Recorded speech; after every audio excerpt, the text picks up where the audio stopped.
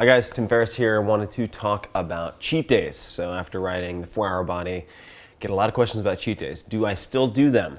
What are the components of a successful cheat day? Why do a cheat day? And how do people make mistakes? What are the most common mistakes people make with cheat days? Let me lay it all out. So do I still do cheat days? Yes, I do. I love cheat days. I love bear claws, I love ice cream, I love chocolate croissants. The list goes on. These are all things that I really enjoy. And the purpose of cheat day is multifold. Number one, let's just say 90 out of 100 people, at least, will cheat on a diet. So if you know you're going to cheat, you can limit the damage by scheduling it in advance. And this is the purpose of a cheat day. When you have a cheat day, this digs into one of the mistakes that people make. That is one wake cycle. It is not 24 hours. So what some people like to do is they'll start at, say, 8 or 9 p.m. one day and go until 9, 10 p.m. the next day. That is going to increase the amount of fat you store and the damage that you do. So you want to limit the consumption period, in other words, from when you wake up to when you go to sleep. It is one sleep cycle. All right. So there's the psychological benefit and the adherence improvement. What does this mean? If you're looking at a diet or you're looking at any type of behavioral change, you're looking at, say, a method for quitting smoking, it doesn't matter, any type of behavioral change, there are really three, I would say, legs to the stool. And in order of importance, in my mind, they are adherence.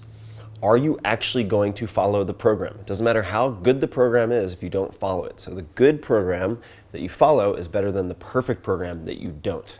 This is where, for instance, strict paleo and strict veganism often fail. And I get a lot of flack from experts on the internet, experts very often, who will say, well, you should just have people go strict paleo. I can't believe you have beans. People's intestines are going to explode. You can't have them eat legumes. And then the vegans go crazy in their own way. And they say everybody should be vegan. And the issue there is strict people on either side that I'm doing you a favor because it is a Trojan horse, the slow-carb diet, as described in the 4 Hour Body, gets more people to, say, strict paleo than probably any direct approach. Why? Because when I surveyed and tracked more than 2,000 people, I think it was more than 2,500, who followed the slow-carb diet, more than 50% said that it was the first diet they were able to stick with consistently. This is the key. So it doesn't matter if you're strict paleo for a week and then go back to eating ho-hos and drinking double gulps, all right? And same for any diet. But if you are, say, even 80% or 90% to the letter with slow carb, you will see tremendous benefits and fat loss. And this is where if you look up on search, Google, how to lose 100 pounds on the slow carb diet, you will see a number of case studies. And I've met dozens of people who've lost 100, 200 pounds, all right? And that is why, even though I experiment a lot with ketosis, all right, so people ask me, do you follow slow carb or ketogenic diet? I generally recommend slow carb. I generally follow slow carb because if you get it primarily right, you still see benefits. With ketosis, if you are slightly off, you eat too many almonds, you eat slightly too much of carbohydrate load and you knock yourself out of ketosis, all of a sudden you're just eating a say 70% fat diet with a high glucose level and you're screwed, okay? So it's very binary. Now, so we have adherence. Are you gonna follow the program? Number one, I want to have the highest compliance rate, the highest conversion rate in terms of behavioral change for, say, every 100 people. I look at the percentage of people who are going to follow it. Number one, adherence. Number two, is it effective? Does it produce the goals that you want or the results that you want? And then efficient, is it making use of resources and your time in an efficient manner? All right.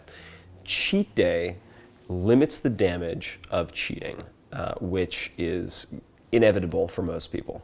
Now, I'm not talking about somebody who's won the CrossFit Games 5 times. Those are mutants, sure. They can eat, say, sweet potatoes and chicken breasts and lentils all day, every day, forever, because they're freak shows. For the majority of people, not true. All right.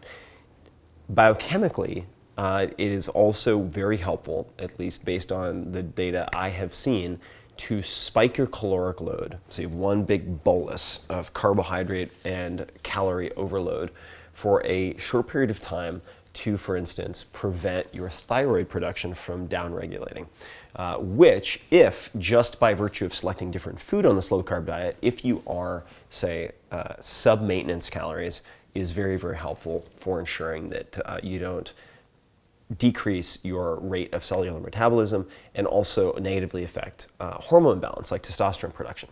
Okay, this is also why, for instance, if you're a ketogenic diet nerd and you're trying to gain muscle mass, it's very helpful to have a carbohydrate loading day. And this could be the anabolic diet from Mauro Di Pasquale, or Dan Duchaine had a similar diet. There are a number of different variations wherein you are provoking an insulin response once a week because it is an anabolic hormone. Now, overdosing on insulin obviously has its own issues, but there are ways that you can, say, be ketogenic for 5 days, Monday to Friday, do a glycogen depletion workout on Saturday, and then start force feeding yourself with carbohydrates that will be preferentially stored as glycogen.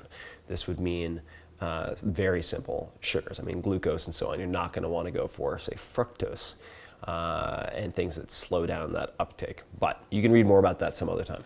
But cheat days, also biochemically, the point I'm making, are beneficial. And the third point, okay, putting aside the containing the damage, putting aside the biochemical reason, if we're just looking at adherence, how do I get someone to follow a slow carb diet for 6 months?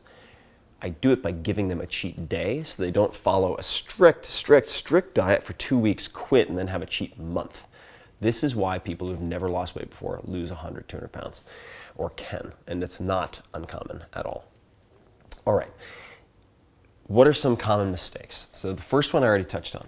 One way you can screw up a cheat day and make it harder to recover from, because very typically, let's just say if you're choosing Saturday as your cheat day, which a lot of people call fatter day, then you will retain a lot of water for the next few days and generally be back to your Friday weight on, say, Tuesday, and then you will see the scale. And a scale is a blunt instrument. I encourage you to use, say, a DEXA scan or at least a 7-point skin caliper for tracking fat loss and body composition, not just a scale. It's a very blunt instrument. But if we're looking at the total, your weight, cheat on Saturday, you retain a bunch of water. Okay, you get to about Tuesday, you get back to your Friday weight, and then for a few days, you continue to see a decrease, which is a decrease in body fat.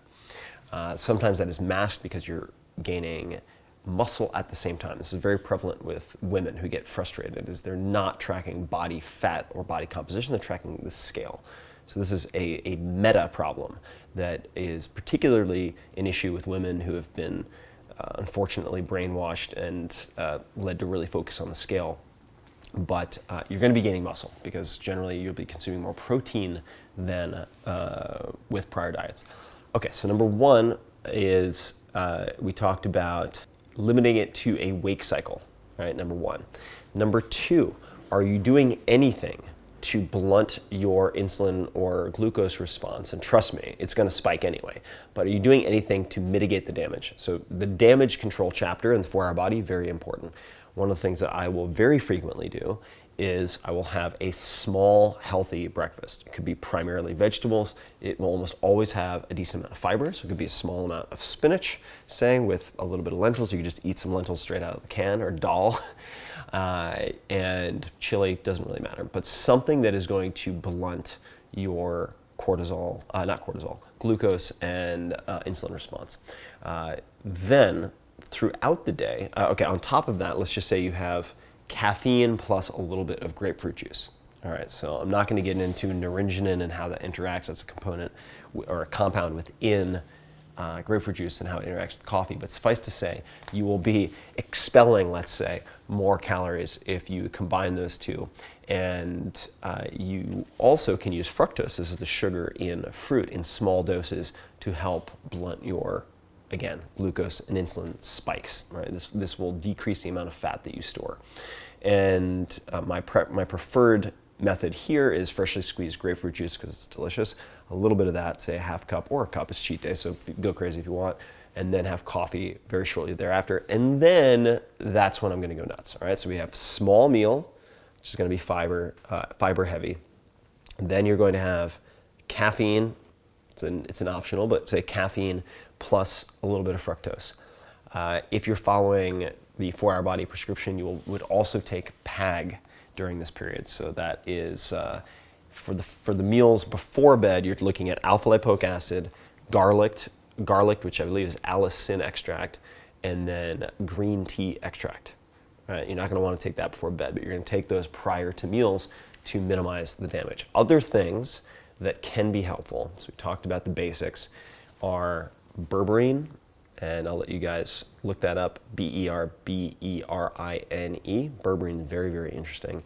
And if you are talking to your medical doctor, this is only for use in consult with a medical doctor, you can sometimes get something called acarbose, which can also minimize your glucose response to foods of this type. All right. The I would say most common mistake that people make, aside from splitting it over 2 days, is restraint. Okay, what does this mean? This means you say, okay, I'm going to cheat, but I'm only going to have a cheat. I'm going to have one cheat sandwich, or I'm going to cheat, but I'm going to cheat with rice.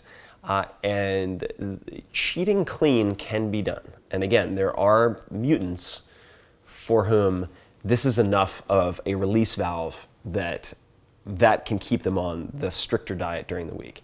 For most folks, if you don't have a real cheat day, meaning eat whatever the hell you want, drink whatever the hell you want, if you don't do that, you're going to cheat later in the week. Why? Because you didn't scratch that itch. And in fact, and I'm not saying, we're not aiming for bulimia or anything like that here, but I will deliberately try to eat to the point where it makes me a little uncomfortable, a little sick, okay? And I've gotten a lot of flack for this too, but trust me, it works. After tracking and watching thousands and thousands of people do this, if you half-ass cheat day, you're gonna cheat again. And that defeats the whole purpose, all right? So really go for the gold. And what you'll find is very often at the end of cheat day, you will be dying to get back to your regular slow-carb diet, your clean diet. And over time, very often, naturally, you will start to cut back on cheat day. But in the beginning phases, particularly when you're establishing this habit, this routine, you want to go for the gold on cheat day, right? You don't have to, you shouldn't actually vomit. You're not going for that, okay? So there's a Goldilocks point, but it's like, okay, if I'm still hungry, I'm still jonesing for junk food, hey man, have another Kit Kat, you know? Have another croissant. Have another whatever the hell it is that you're jonesing for. Have some more ice cream. And I really don't half-ass it. So if you see me on cheat day, every girl I've ever dated has been disgusted by the display of gluttony that is witnessed on cheat day. And I love it. So there we go. The next mistake that people make is thinking to themselves, well, if one sleep cycle is, or one sleep cycle and then one wake cycle is where I'm going to focus my cheat day on, why don't I just do that twice a week? So instead of doing, say, 8 a.m. to 8 p.m., I'm going to do 8 a.m. to noon one day, and then I'm going to do maybe half a day some other day during the week. This will almost always, from what I've observed, lead to more fat gain, less progress than otherwise. All right, so if it's cheat day, then you want to focus it within one wake cycle. I recommend Saturday for social reasons, because very often if you make it, say, a Wednesday, could be a Friday for some people, then they'll go out, they'll have a bunch of booze on the weekend, and they'll end up eating pizza or some other crap anyway, all right? Don't get 2 cheat days, you get 1 cheat day. That is it. Now, if your goal is not primarily fat loss and is mass gain instead, there are approaches, and this is more advanced, so you want to get a couple of months of slow carb under your belt first, where you could follow, say, a ketogenic diet or a slow carb diet, and then spike, say, for 1 meal on a Wednesday with something like brown rice, and then again on Saturday, okay? But unless you have, say, less than 10% body fat, you're not allowed to do that, generally. Charles Poliquin would say, if you don't have penis skin on your abs, You're not allowed to eat carbs after your workout, and you're certainly not allowed to have 2 cheat days. So as crass as that is, pretty good guideline. All right, so that's one.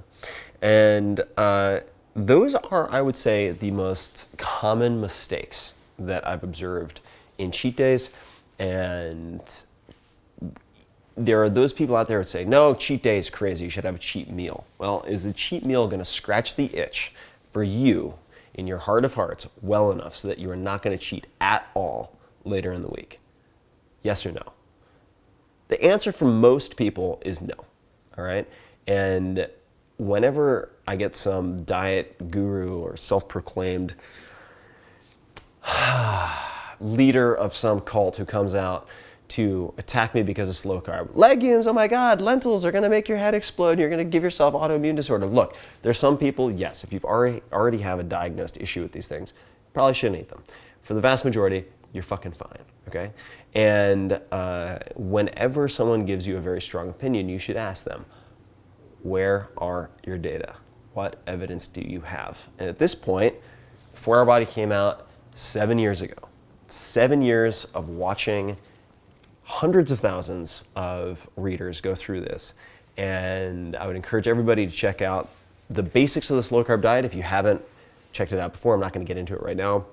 You can find it for free. Just look up how to lose 100 pounds on the slow carb diet and it'll pop right up with all the basic guidelines. And then if you really want to get into the nitty gritty, 2 chapters in the 4 Hour Body that I would recommend everybody check out are Slow Carb Diet Chapter 2, which really gets into some of the nitty gritty details and little things you can tweak that make a big difference, and then Damage Control, which is basically an expanded version of how to minimize the fat gain, even if in some cases, I kid you not, you could consume, and I have consumed, say 10,000 plus calories in a day, and then clocked in with lower body fat a few days later than prior to the cheat day. So how does that work? Well, I already gave you some of the tools, but for the 15 or 20 pages that really get into this, I think it's around that, could be shorter. You can go to the 4 Hour Body and check it out. So that's 4hourbody.com, all spelled out, or just go to Amazon or whatever other fine book retailer and you can check it out. Hopefully that helps, but cheat day, I still stand by it. Sorry, slow carb, still stand by it completely. And hopefully those tips and recommendations help you to A, enjoy more, succeed more on whichever diet you choose, suffer less, and gain less fat and lose more fat. So enjoy, guys. Thanks for watching. If you enjoyed this video, I want to propose you check out the podcast, The Tim Ferriss Show. Why has it been #1 on iTunes across all categories? In some cases, #1 in business. Why does it have 70 million plus downloads? Because I interview world-class performers from athletics, business, that includes billionaires, from everything imaginable, entertainment, to tease out the routines, the habits, the tools that you can use. So check it out, The Tim Ferriss Show.